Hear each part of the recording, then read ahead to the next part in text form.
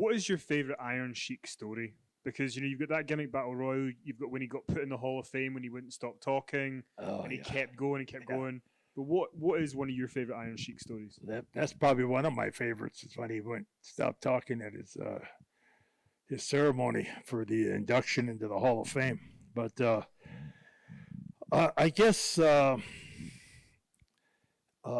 there's so many stories. There's a few I can't tell, because they're crazy stories. But I'll tell one, and nobody here ever repeat it. Okay.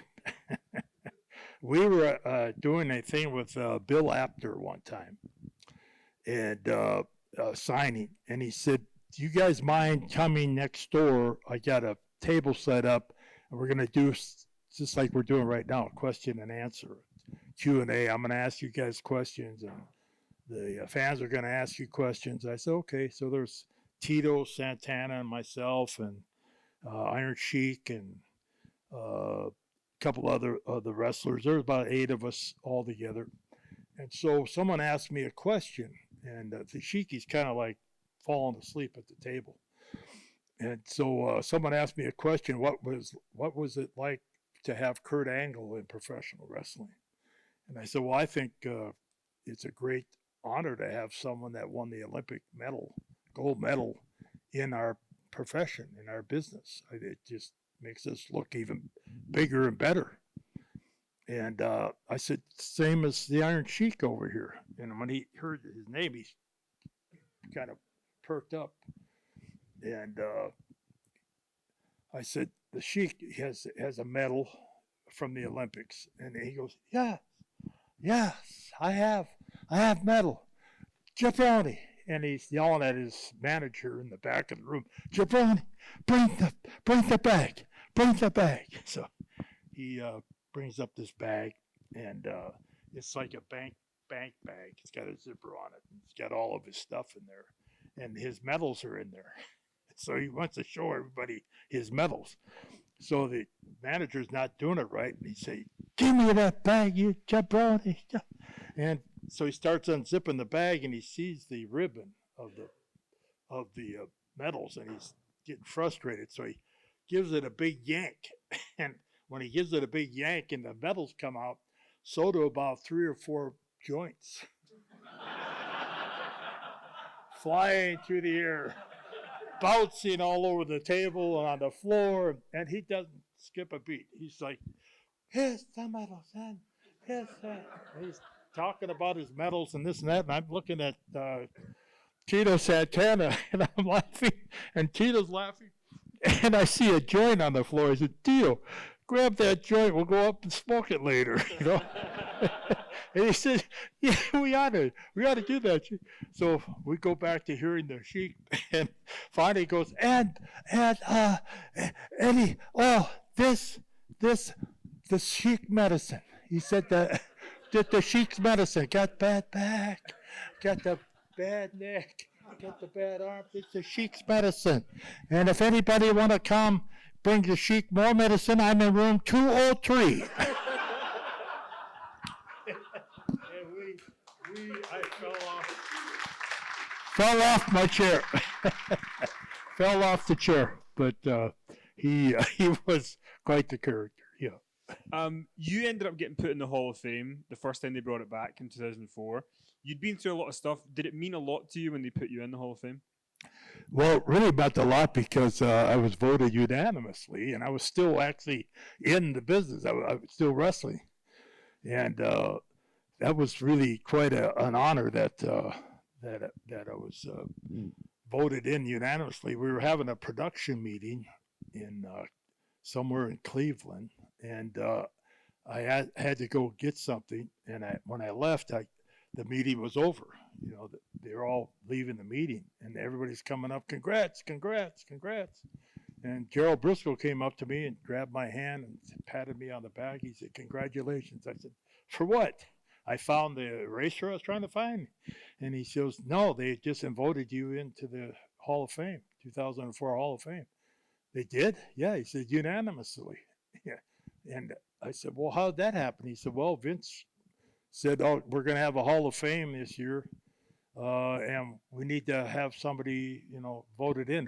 Who's anybody got a name? And he said Triple H said, I think the Sarge should be in the Hall of Fame. And Vince said, who else thinks that? And he said, they all raised their hand. So you're in the Hall of Fame. So I thought that was quite an honor to be given it that way. We got a couple of questions before we go from the audience. Adam wants to know which 4 wrestlers would be on your personal Mount Rushmore. Oh, wow. Well, one would have to be Andre the Giant. I had many, many, many matches with Andre the Giant. Same kind of thing that Harley Race told me. First match I had with Andre, he told Mr. McMahon Sr., I want to be married to him. And so we had a match one time in the little town in New Jersey. And there was a big hype about, Hulk Hogan slammed Andre, the first time, but he wasn't the first, and I wasn't the first. But in a match in New Jersey, not only did I slam Andre twice, but he had me suplex him.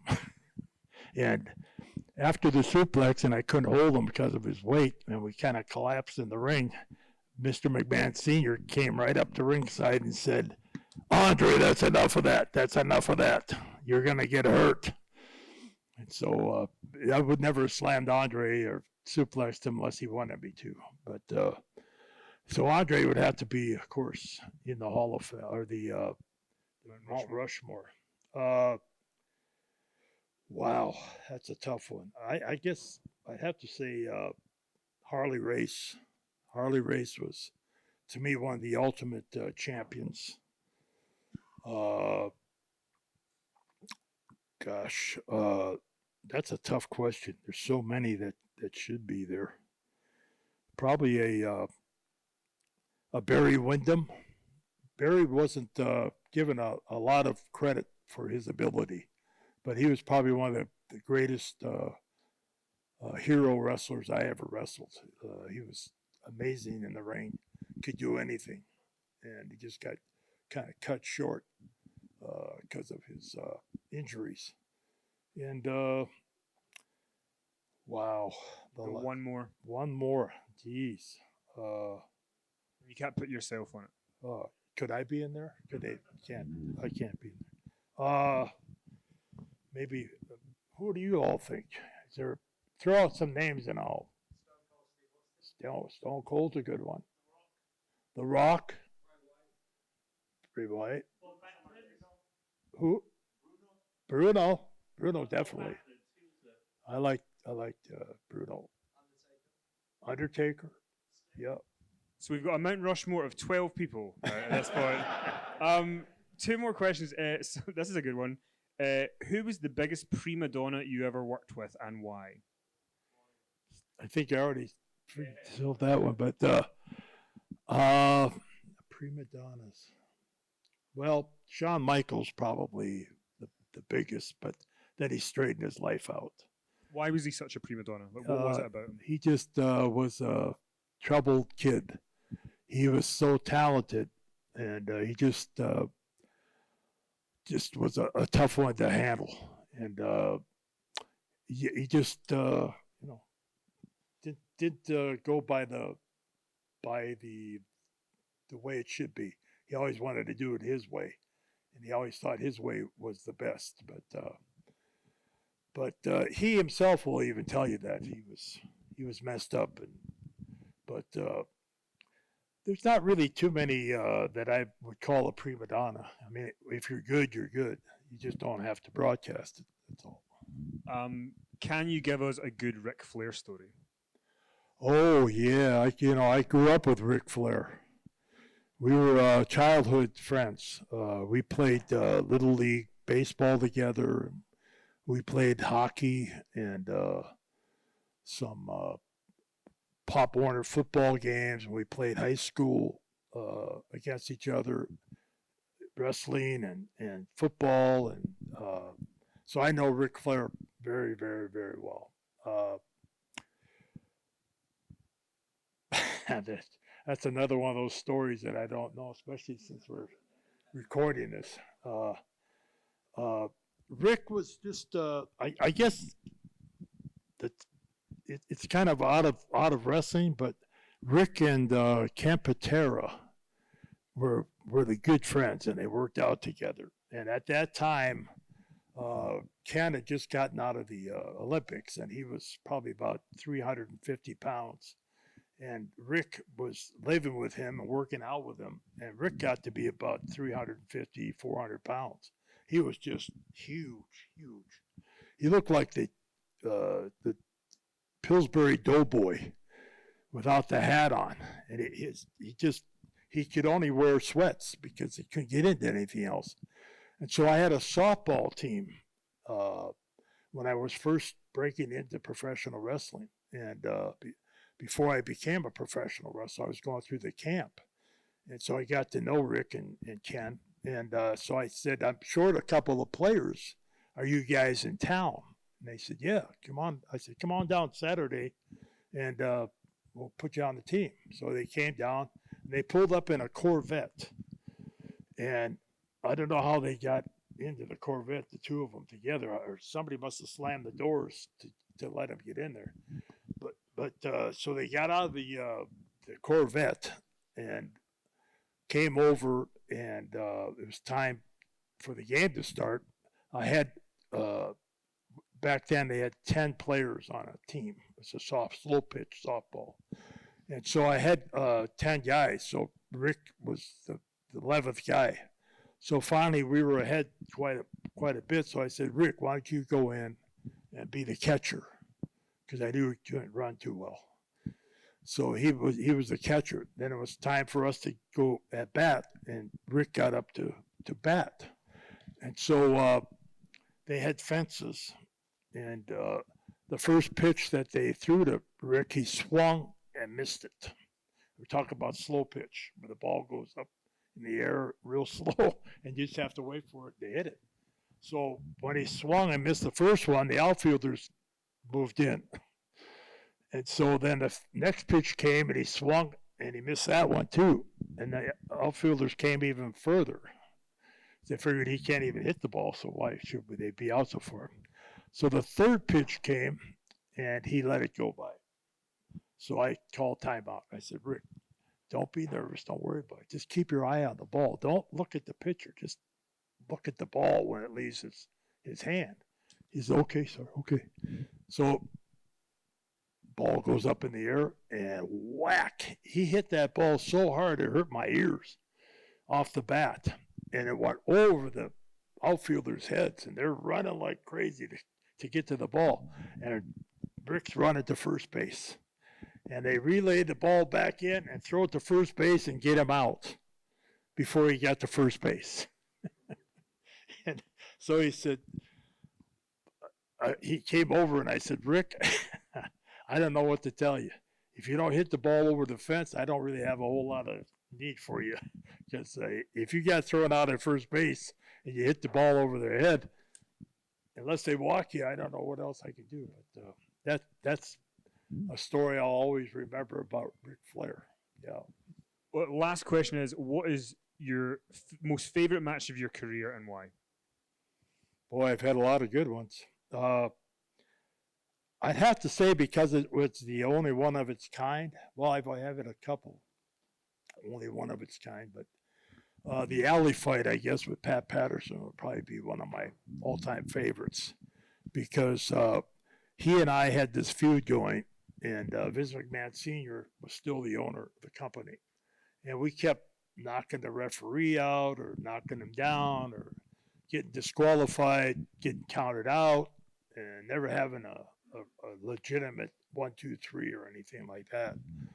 And so Vince McMahon Sr. came to me and he said, I'm going to put you guys in a match that there's never been before. And I said, oh, okay, what kind of match is it? He says, it's called the alley fight. He said, there's only you two in the ring. You can wear whatever you want to wear. You can bring whatever you want to bring. There's no rules, no count out, no disqualification. But there has to be a winner. I said, okay. And he said, and there's no referee. No referee. No referee. First time ever a professional wrestling match had no referee. So I'm at Madison Square Garden waiting to go out, and my manager was Ernie Roth, who I called the General also. This is before General Adnan. So I said to Ernie, Ernie, I've been thinking about the match. And he goes, yeah, what is it, Sarge? I said, well, if there's no rules, no disqualification, anything goes, we can wear whatever we want, blah, blah, blah. He said, what's your question? I said, well, how's the match end? He said, what do you mean? I said, well, there's no referee. How does the match end? Do we kill each other? One of us kills each other? Kills the other? He said, that's a good question. He said, I never thought of that. So he ran off and came back. He said, don't worry about it. It's all taken care of. Just go out there and do what you got to do. So we go out and have the match. As soon as I get in the ring, Pat comes after me, and we're battling. And my wife is on the way to New York because Mr. McMahon Sr. wants me to go to Japan. And I don't have my passport. So she's flying into New York to give me my birth certificate so we could go get a passport. So she's flying there from Minneapolis. And as soon as I hit the ring post, I don't know if anybody's ever seen the match, but my head hit the top of the ring post. And as soon as I hit it, I felt this horrible burn, and blood was just spurting out everywhere. And I looked down, and the first thing I thought of, where's my wife going to find me? What hospital in New York City? I don't even know where I'm at. How is she going to find me? Because, we didn't have cell phones and all that kind of thing. So that's all that kept on my mind. I'm bleeding to death, and I'm thinking, how's she going to find me? But that was one of those matches that has never been repeated. I don't think I've ever seen a match since without a referee. I had a referee on the floor in the boot camp matches with the Iron Sheik, but they came in just to count or see if you wanted to give up. But this alley fight didn't have a referee even 100 yards from the ring. So when it got time, I was outside the ring trying to fight my way back in, and I got my second wind. And all of a sudden, I see the corner of my eye, I see this white thing going through the air. And I did a double take, and it's a towel. And I said, who threw that towel in there? I'm not done. I'm not giving up, And here my manager, Ernie Roth, the General, he got so worried about me that he ran back and grabbed the towel and threw it in the ring to stop the match.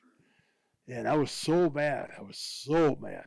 But it actually catapulted Sgt. Slaughter to be the biggest, toughest SOB in the whole world, because everybody that was there or ever saw the match saw that I wasn't quitting. I was still trying to fight, but my manager threw the towel in. So that was probably one of my all-time favorite matches, only because it was the first of its kind, and I think the only one of its kind. And it's never been duplicated. I think out of honor of Pat and I, the McMahons just made a pact that there would never, ever be another alley fight. I've been waiting for somebody to have one. I thought it'd be great to have another alley fight, but nobody's never had another one that I know of. So I'd have to say, but, the matches with the Iron Sheik, classics, the boot camp matches, and the match with Steamboat Youngblood against Don Cronolo and I in Greensboro, North Carolina. We only had 5 matches on the card, and we sold the building out, and Ric Flair was the main event, and he was wrestling Greg Valentine. And he came to me, and he said, Sarge, would you mind if I go on before you guys? And I said, well, you're the main event. You're the champion. He goes, yeah, but I'll never be able to follow that match. He said, especially wrestling Greg Valentine. He said, they'll boo us out of the building. So I said, sure, we'll go on last. So we went on last, and there's a Ric Flair story with that. You asked me earlier about a Ric. So anyway, we have this match, and Rick wants to celebrate. So he said, let's go celebrate. So we go to a hotel. They won't let him in because of his reputation. So we go to another hotel. We're all caravanning. He's invited everybody to go to this big party. We go to the next hotel. No. Is Ric Flair? No, he's not allowed in there. Yeah. So finally we find a hotel that'll let us in. So there's a couple of tables put up and we're drinking and we're in this private room. And all of a sudden the music starts playing. I said to Don Cronulla, and we're all bandaged up, stitched up from the match. And I said, what's this? He says, oh, Jesus, Flair's going to dance. And I said, what do you mean Flair's going to dance? He says, oh, you've never seen him do his dance? I said, no. Oh, you're going to love it. So this guy comes out with his boombox and it's playing. And all of a sudden, here comes Rick. Gets some help with a chair and gets on top of the table. And all he's got on is his robe. And he starts doing this dance. And he's walking around like he does. And woo and woo and woo. And all of a sudden, he takes the robe off and he's naked. I mean, he's dancing. And he's pretty well endowed. And he looks down and he says something to one of the girls about how he could get it a lot bigger. And I started to laugh, and Don Cronulla started to laugh, and we were laughing so hard that the blood, our stitches had broken, and we're bleeding all over the place. And finally, the cops come in, and they're telling us, oh, that's it, this is it. So that's another Ric Flair story, but that was probably one of the better matches with Steamboat Youngblood, because 2 days later when Don and I were driving, we went to a restaurant, and two highway patrolmen that were at that scene that night were a friend of Don's, and they said they estimated about 17,000 cars were turned away, not people, cars. So from that created Starrcade was the next star. I think it was called Starrcade. The WWF started Starrcade, and immediately after that, WrestleMania started.